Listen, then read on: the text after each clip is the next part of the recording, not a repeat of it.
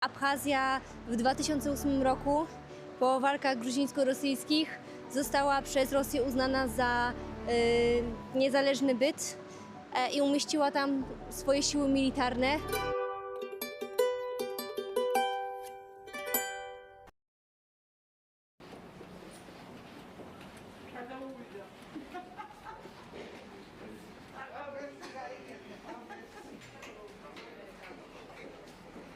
No, show me. Teraz spróbuj. Try. So you've been in Poland, man. And what you were 1 doing? year. Working there or? Yeah, I tried to take like card of Popito to stay in Poland, and I wanted to work with my job like in doing programming stuff, IT and like stuff. Right. And I try to learn that, but I it's work like at so the- hard. the construction, like we're doing a gypsum. Wait, I understand, yeah.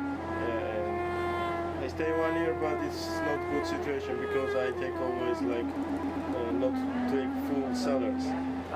Right. This Polish guy doesn't pay me. Yeah, it works like I was when I was young. And he need to pay me still like more than 10,000 zlotys.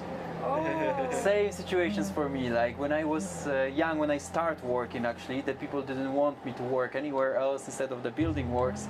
And after all, the guy just didn't pay me, you know. So I think it's pretty common. And Weszliśmy właśnie do takiego maleńkiego sklepiku z elektroniką i okazało się, że pracuje tam Gruzin, który w zeszłym roku był w Polsce i był tam przez rok, pracował. w Pruszkowie. Najpierw był w Pruszkowie, potem w Warszawie, więc tak sobie troszkę porozmawialiśmy o tym, o jego doświadczeniach. Więc było to niezwykle miłe, ale jego Chłop kijaszki mu nie wypłacił pieniędzy. wisił mu 10 koła. Nie, dziękuję. Także to było bardzo złe doświadczenie, ale poza tym bardzo lubi Polskę. Jest to dla niego bardzo dobry kraj do życia, no ale musiał wrócić. Także szukamy dalej kijaszka. I nie miał selfie sticka, także idziemy go szukać dalej.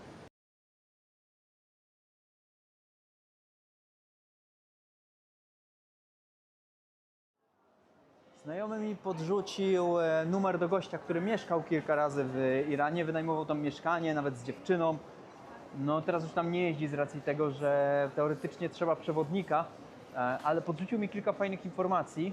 Będę do niego jeszcze dzwonił dzisiaj, a informacje są tego typu, że niby trzeba tego przewodnika, ale on ogarniając wizę przez agencję usłyszał, że z drugiej strony nie trzeba tego przewodnika, że trzeba się tam tylko meldować do agencji i żeby było to w legitnych hotelach, że mieszkasz po prostu w hotelach, które są zaakceptowane przez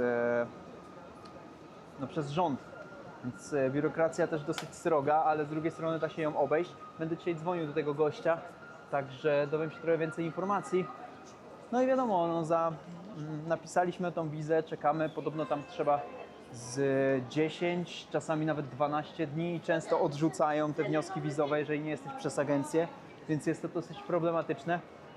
Pójdziemy teraz coś zjeść w sumie, a na dół idziemy. Pójdziemy teraz coś zjeść, a potem przejdziemy się jeszcze trochę po Tbilisi. Nie znaleźliśmy w tym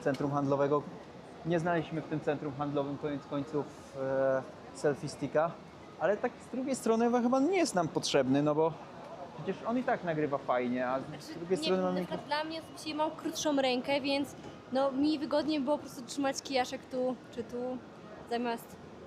No może, póki nie mamy tego obiektywu i musimy na niego czekać te 3 tygodnie, bo został dany do naprawy wczoraj, no to tak, będziemy gdzieś w okolicy tego Tbilisi i no i też w sumie nas trzyma ta wiza, tak koniec końców, więc będziemy tutaj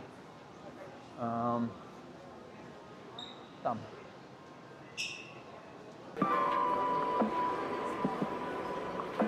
Nie, spoko.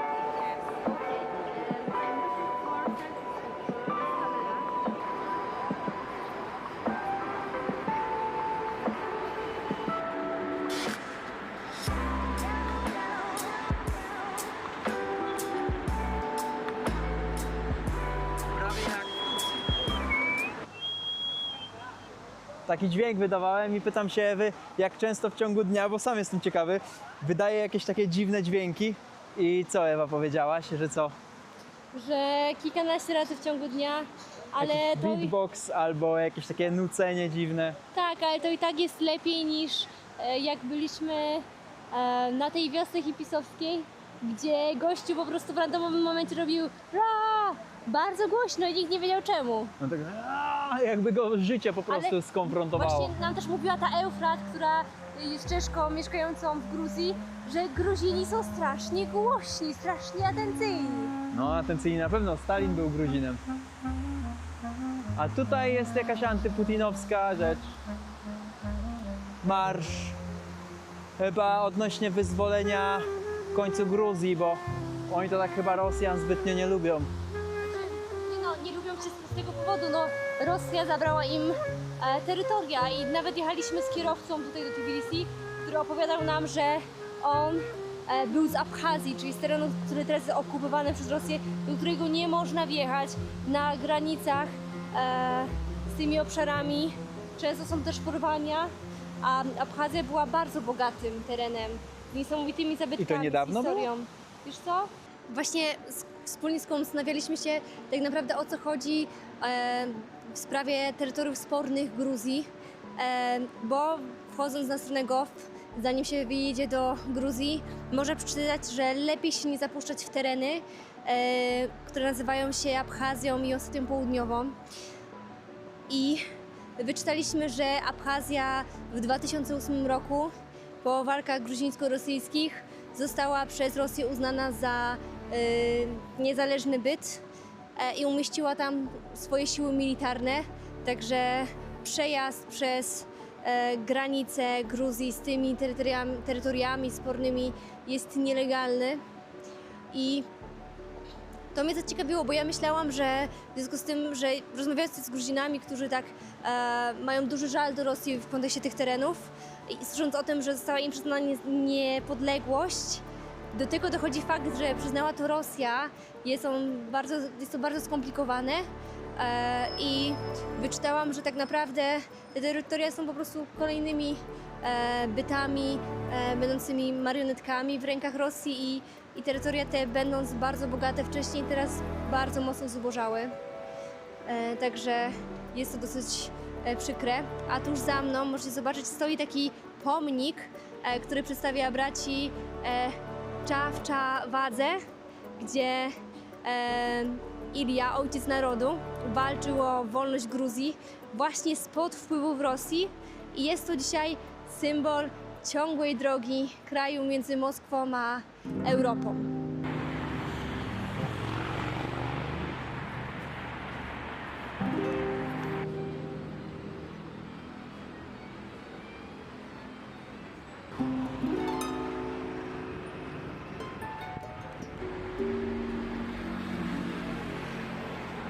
Gdzie jest?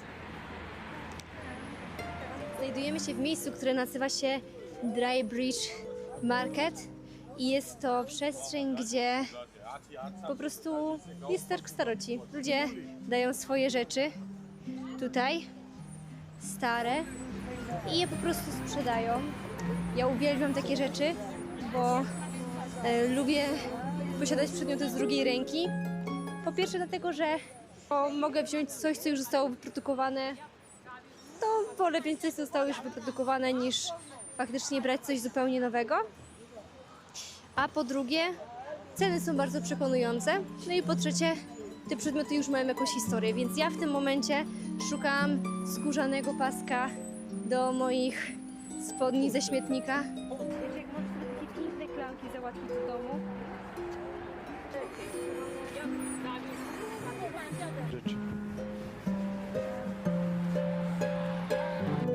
Ten przetarg funkcjonuje tutaj od lat 90., bo po upadku Związku Radzieckiego Gruzini przeżywali kryzys gospodarczy, więc żeby jakkolwiek sobie poradzić, zaczęli sprzedawać wszystko, co mieli, przez stare pocztówki, znaczki pocztowe, elektronikę, naczynia. I tak ta tradycja trwa do dziś. Już na szczęście nie jest kierowana tylko i wyłącznie kryzysem, ale po prostu chęcią spieniężenia tego, co się posiada, i stanowi wielką atrakcję turystyczną dla osób, które mogą się tu przejść.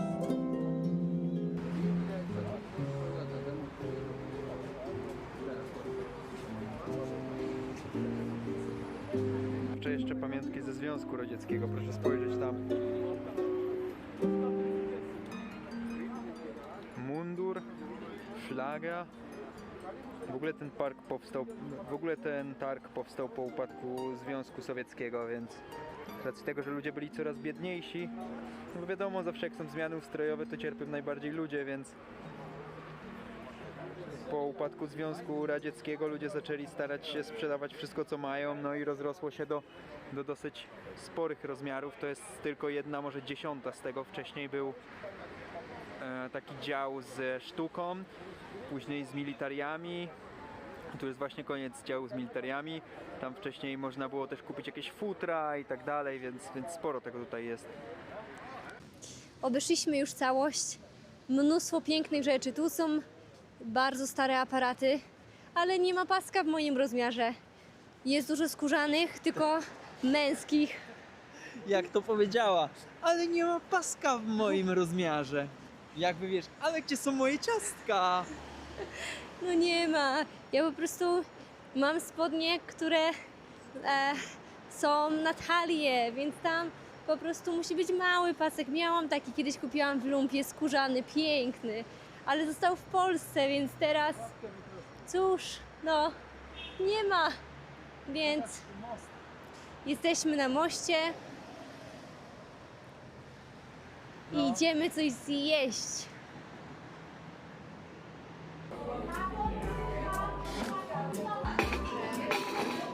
Kurde.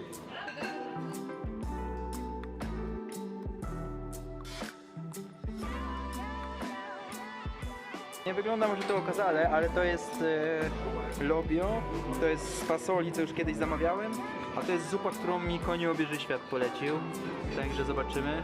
Znaleźliśmy miejsce, gdzie można zjeść tanio. Ja jestem trochę niepocieszona, bo ja chciałam spróbować tych chinkali.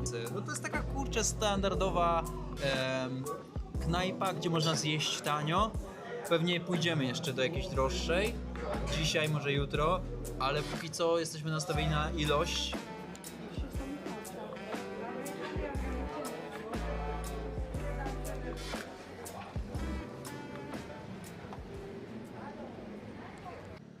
Ewa mnie nagrywa, nawet tutaj mam pod nos mikrofon postawiony. Byliśmy tam. Proszę spojrzeć. Tam jest to miejsce, gdzie dzisiaj pierwszy raz znaleźliśmy się na wzgórzu, żeby zobaczyć panoramę miasta. No trochę przeszliśmy w sumie. Nic nie załatwiliśmy, poza tym, że obejrzeliśmy to miasto. No to można powiedzieć, że dosyć sporo, ale z takich technicznych rzeczy to niewiele. Wracamy do domu. Muszę zadzwonić do tego gościa z Iranu, który tam mieszkał kilka dni. Domówiłem sobie jeszcze bułkę. Tą standardową z mięsem i z samym mięsem i chyba z cebulą. Mamy 30 minut. Chodźmy.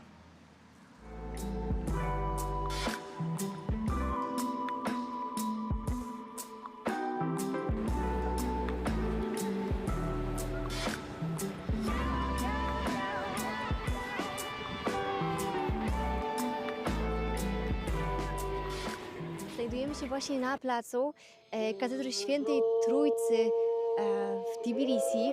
Jest to świątynia prawosławna. Pokażemy ją tam, zaraz się one wyświetlą gdzieś.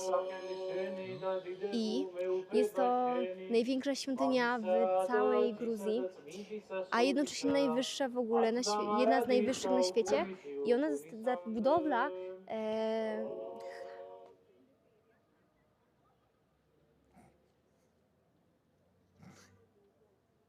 Ewa się zacięła, trzeba czekaj. Ojej, i co budowla? Co No budowla? czekaj, No jeszcze nie, no co raz. budowla? Co budowla? No, że zaczęto ją budować w 1995 roku, skończoną w 2004. I jest to taki bardzo duży symbol odnowy religijnej po czasach radzieckich. Chociaż No, szczególnie, że komunizm to taka kurczę nie lubi zbytnio religii. Jedyną Jedynym miejscem, gdzie komunizm w miarę toleruje religię, to jest Laos, gdzie buddyzm był przed komunizmem. To taka anegdota, ale faktycznie jest to taki symbol odrodzenia tego miejsca. Chociaż budowa tej świątyni w tym miejscu była kontrowersyjna z tego względu, że tutaj dawniej był ormiański cmentarz. Ale zbudowali. To jest ogromny kompleks, bo jest tu i seminarium, i rezydencje dla władz duchowych. A czy Ormianie to dobrzy ludzie, to dowiemy się w momencie, jak dojedziemy do Armenii, nie? Ale tutaj też są Ormianie. No ale tam są jakoś tak podobno bardziej zakorzenieni. Ciekawe.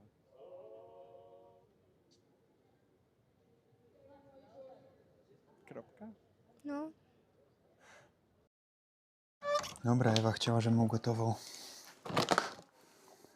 te pierogi. Tylko nie do końca wiem, jak to zrobić. Tutaj pani ma swoją chałupę.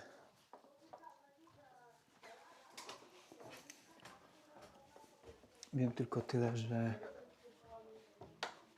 tu jest kuchnia gdzieś. O.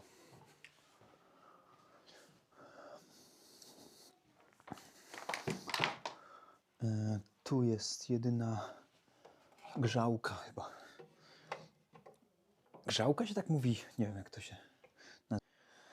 No, muszę jeszcze zadzwonić do tego chłopa odnośnie tego Iranu. To jest ostatnia rzecz, którą mam jeszcze dzisiaj zrobić. Także zobaczymy, jak to będzie. Nie wiem, tak swojsko w sumie. Spoko.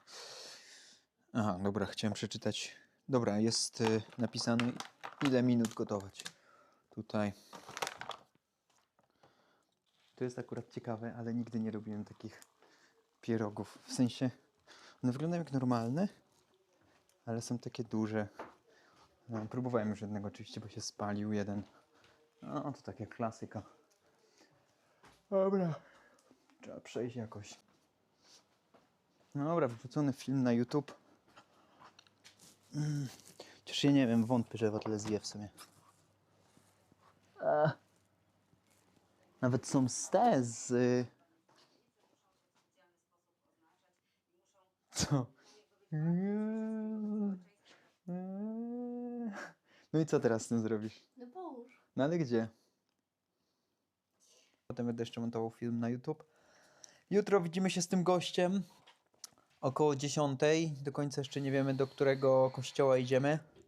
Więc w sumie no ja tam nigdy w życiu nie byłem. Więc do końca tak nie wiemy, gdzie tam mamy iść. Ale mamy jeszcze 3 lari na to metro śmieszne, którym dzisiaj jechaliśmy. To taką kolejkę linową. Także może się jutro przejedziemy. W sumie taki intensywny dzień dzisiaj, nie? A z drugiej strony niewiele zrobiliśmy z racji tego, że i tego selfie sticka nie kupiliśmy, ale no kurczę, w miarę to wygląda spoko.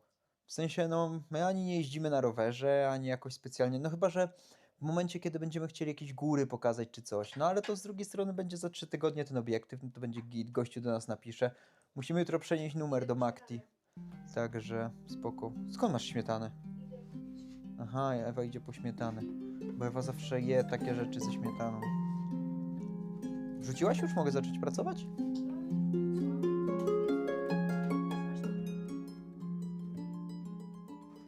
No i witamy w zasadzie w deszczowym Tbilisi. To jest 56. dzień naszej wyprawy z Katowic do Adelaide, a może jeszcze dalej, kto wie. No i plan na dzisiaj jest taki, że idziemy na mszę, bo jest niedziela, spotykamy się z gościem, którego poznaliśmy przez YouTube. Jak on ma na imię, Ewa? Łukasz. Pozdrawiamy Cię, Łukasz, swoją drogą. Zaraz się spotkamy. No i pojedziemy kilkadziesiąt kilometrów od Tbilisi. Będziemy się tam organizować, pojedziemy w góry, bo nam Piotrek polecił, że warto. No i tak, i teraz dosyć ważna sprawa, bo nie wiadomo, czy nam zaakceptują wizę do Iranu, ale nawet jakby zaakceptowali tą wizytę w konsulacie, to nie jedziemy tam. A dlaczego tam nie jedziemy? Jest kilka powodów. poza tym, że musimy to organizować przez biuro podróży i nie będziemy musieli mieć przewodnika teoretycznie, no to problem jest taki, że trzeba w licencjonowanych hotelach spać, a my chcieliśmy spać na dziko, chcieliśmy poznać Iran od tej strony couchsurfingu, czyli po prostu poznawać ludzi, przeprowadzić z nimi kilka wywiadów i tak dalej. No to jakby legło w gruzach. Już ten przewodnik sam w sobie nie byłby zły, bo byśmy mogli jego dopytać, tylko bardziej chodzi tutaj o to, że oni się boją bardzo szpiegów, więc na każdym kroku bylibyśmy monitorowani i nawet jakby się to już, nawet jeżeli by odrzucić ten fakt i pomyśleć, no dobra Kuba i Ewa, no to jedźcie po prostu tam i nagrajcie, jak to teraz wygląda, nie? No moglibyśmy, tylko jakby to trochę przeczy naszej wyprawie jechania autostopem, przeczy naszej wyprawie trochę, bo nie wiadomo, co by się tam stało i finalnie i tak byśmy prawdopodobnie musieli wziąć samolot za niemałe pieniądze, a my jedziemy dosyć budżetowo. Także no, padło na to, że jedziemy do Kazachstanu, dokładnie tak jak Piotrek jechał, bo bilety są najtańsze, zrobił research. Także będziemy jechali z Kutaisi do Aktau w Kazachstanie. No i potem będziemy jechać przez te kraje ościenne, tam w niektórych krajach nie potrzeba wizy, także też piękne, trochę nam to przychodzi tak z nieba, no bo co z tego, że płacisz za bilet, jak potem nie musisz płacić za wizę. Do Iranu musielibyśmy zapłacić po $60 za wizę, plus do Pakistanu musielibyśmy zapłacić za wizę jakieś $50-60. No i do Indii, ale do Indii sobie i tak kupimy wizę. Więc jakby no to jest oszczędność $110, więc finalnie wychodzi na praktycznie, że to samo. No i takie zmiany są. Więc no nie wiem, no pokazuj mi drogę. Ewa tak zmienia dosyć szybko drogę i nie wiem, w którą stronę iść. To zapraszam, idź prosto. No, także my już ciśniemy na mszę, a potem widzimy się z tym Piotrkiem? Dobrze? Łukaszem, po prostu mówiłem słowo Piotr. Więc no takie są zmiany, nie wiem czy to dobrze czy nie. Myślę, że kurczę, że zmiany są dobre. Tak też głosi motto naszego kanału, że zmiany są dobre, więc będziemy dzisiaj patrzeć na tanie loty. Widziałem, są mniej więcej za 600 zł, także za dwie osoby, także nieźle. I nie mamy rowera jak Piotrek, także git. No i co tu dużo mówić, no w zasadzie teraz jest niedziela, więc trochę odpoczywamy.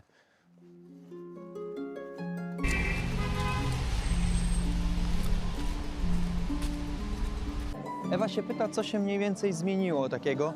No i no co się zmieniło? Ceny biletów się przede wszystkim zmieniły. No bo jak ja widziałem, że za 2 wizy trzeba zapłacić tam 60, potem 120, to wychodzi $240. No to wychodziło taniej niż nasze bilety do no gdziekolwiek w zasadzie. No bo one kosztowały około 1000 dżeli, czyli jakieś 1300 zł. No to dolar można sobie przeliczyć, ile to jest. Poniżej 1000 zł albo w okolicach 1000 zł, więc dla nas to jest jakaś oszczędność. Więc to się rozumie samo przez się. No, wszyscy mówili, Ewa tam mi dała znać, że wszyscy mówili, że to się nie uda, czy coś takiego. Ale to nie chodzi o to, że to się nie uda. To się uda, tylko problem jest tylko i wyłącznie finansowy. I ja nie mam problemu z tym, żeby wjechać do Iranu, bo już w wielu miejscach byłem w Ameryce Południowej na naprawdę srogim przypale. Tylko bardziej tutaj chodzi o kwestię stricte finansową. No i kurczę, też w sumie nas motywuje to, że możemy się z Piotrkiem spotkać w tych krajach, bo tam są naprawdę piękne miejsca. I nam też Będzie zimno. no właśnie jest cieplej niż tutaj. A to ciekawe, faktycznie Piotr mówił, że ma 25 stopni, podczas kiedy my mieliśmy 16. Także ma 10 stopni więcej, także spoko. No i potem kurczę, z tamtych krajów to już przelecimy do Indii. No i będziemy się zastanawiać dalej, nie? Kurde no. Ewa i Kuba, jesteśmy we dwójkę, także damy sobie radę.